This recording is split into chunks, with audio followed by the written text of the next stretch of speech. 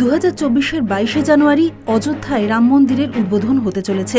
উদ্বোধন করবেন প্রধানমন্ত্রী নরেন্দ্র মোদী।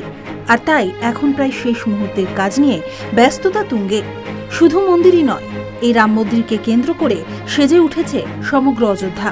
যোগাযোগ ব্যবস্থাকে ঢেলে সাজানো হয়েছে যাতে রাম মন্দিরে আসতে গেলে ভক্তদের এতটুকু সমস্যায় না পড়তে হয়।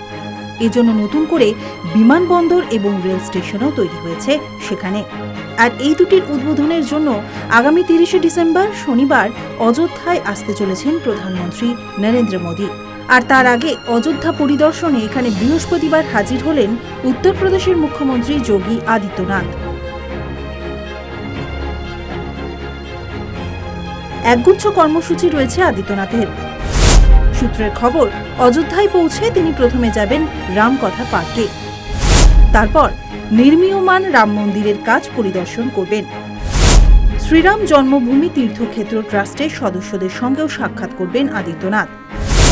এরপর স্থানীয় কমিশনার অডিটোরিয়ামে জেলার পুলিশ এবং প্রশাসনিক আধিকারিকদের সঙ্গে প্রধানমন্ত্রী শনিবারের সফরের প্রস্তুতি পর্যালোচনা করবেন তিনি।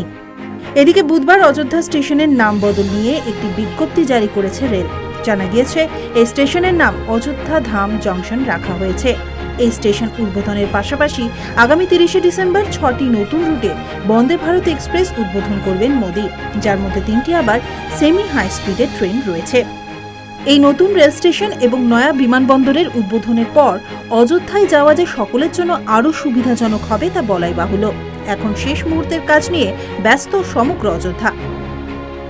Bureau report, West Bengal live.